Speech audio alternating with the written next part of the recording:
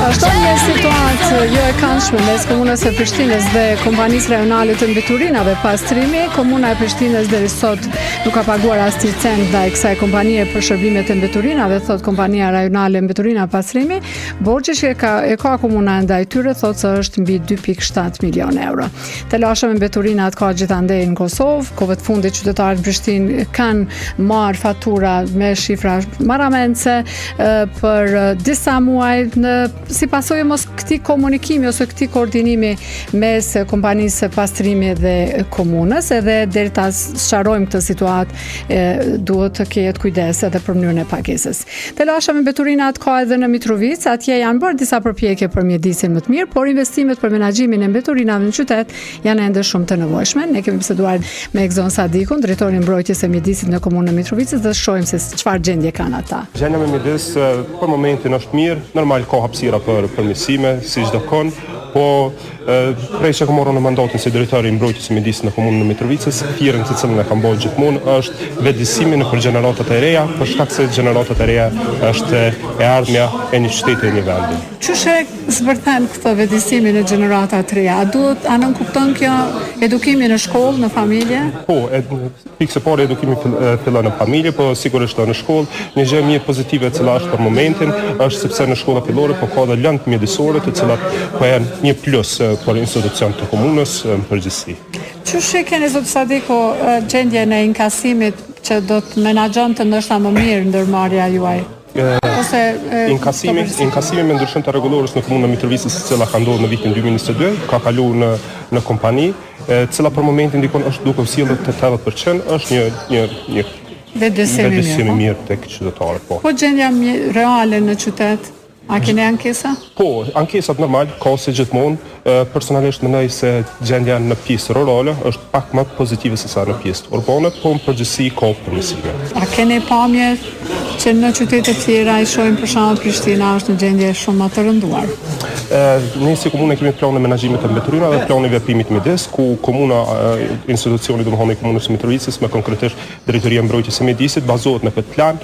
Normal kur ka ankesa është edhe numri i kompanisë, unitetit së kompanisë rajonale të mbeturinave, ku ankesa shkojnë direkt te ta, apo edhe nëpërmjet kanalit zyrtar në drejtorinë e mbrojtjes së mjedisit. Po, në praktikat që ju keni mujtë me pa në vende të tjera, keni pa praktikat? Po, kemi pas vizita studimore në Maltezi, në Maqedoni, dhe së fundi kemi qenë në Itali. Kanë qenë praktika mjaft pozitive për mua personalisht si drejtor, po edhe për stafin tim. Çka keni mujtë me marrë që mund të zbatot këtu? Ndoshta jo gjithçka mund të merret, po diçka mund të përshtatet. Definitivisht e ardhmja duhet të jetë tek riciklimi, sepse pa riciklim nuk shon një që thojnë dritën në fund të tunelit, nuk e shoh pa riciklim. Italia ishte një shembull konkret se mund të arrihet kjo. A keni mri, zot Sadiku, me nda mbeturinat siç ndohen në krejt botën? Për momentin jo, për shkak se edhe pse Mitrovica, komuna Mitrovicës ka një fabrikë për selektimin, jo reciklim, por selektimin e mbeturinave, po e cila nuk është aktive për momentin, pasi që në vitin e 2035 parashihet që shteti i Kosovës të shkojë në 50% me reciklim. Po ndarjen e shportave në qytet, për shembull, aty ku keni pikat në lagje, po. Keni arritur të ndani kontat që me fillu një vetëdije e njerëzve që duhet me ditë ku me nda letrën, ku çelçin, ku produktet e ngurta, mbetjet e ngurta për shembull, edhe këto që janë të riciklueshme? Për momentin jo, kemi vetëm pikat grumbulluese të mbeturinave, të cilat domethënë janë të mbeturina të përzira, ndërsa mbeturinat e ngurta është pika në Kushtov, Gërmov, të cilin e thojmë ne, ku mund të dërgohen ato. Edhe pse her pas here po kemi si komunë probleme me deponi ilegale të cilat po krijohen me mbeturinat e ngurta. A keni të kësaj natyre? Po, kemi, po të them drejtën, jemi duke menaxhuar mjaftueshëm mirë mbeturinat e ngurta, domethënë deponitë ilegale. Ato nuk kanë ndikim mjedisor që bojnë keq diçka, po është një ndikim estetik më shumë deponitë ilegale të ngurta të cilat krijohen. Këto shkaktohen nga ndërtimet e shtëpiave, nga pastrimet që në këtë sezon janë shumë aktuale. Shumë aktuale, çdo vit, jo vetëm në këtë sezon, por çdo vit është. Po them në pranverë. Po, edhe pse them drejtën, në fillim kemi pas një inspektor të shërbimeve publike, edhe me bashkëpunim me polici, kemi shpërndar disa gjoba mandatore, por së fundi aja inspektoria nuk është duke jetuar në Kosovë, në Mitrovic faktikisht edhe provën që s'kemi inspektor. Do me thonë edhe edhe pse një pozitë është hapur, po presim që të vijë një inspektor ose inspektore.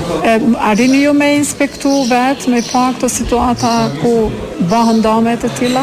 Unë e them shumë shpesh, nuk kam qef me qenë një drejtor administrativ, po një drejtor i terrenit. Apo? Sepse dhe puna jote që nga në terren? Po, definitivisht është një punë të cilën e bëj me shumë qef dhe e shoh domethënë se gjerman të me prek bardhëze. Unë e prek. Kemi me pa Mitrovicën edhe me pa dhe njerëzit çka po thonë për mjedisin, me pa apo sa përçë mendon që ke kryer mandatin tënd kërkesat e njerëzve ose sa ke ndryshuar nga i paraardhësit? Mendoj që për vetësim dhe ndërgjegjësim kam qenë një drejtorët më efikas në këtë drejtim, edhe jam një ndër drejtorët e parë të mbrojtjes së mjedisit në komunën e Mitrovicit, të cilën e përfundoi mandatin 4 vjeçor, pasi që më herët në 16 vite të mëhershme nuk e ka përfunduar kërkush mandatin.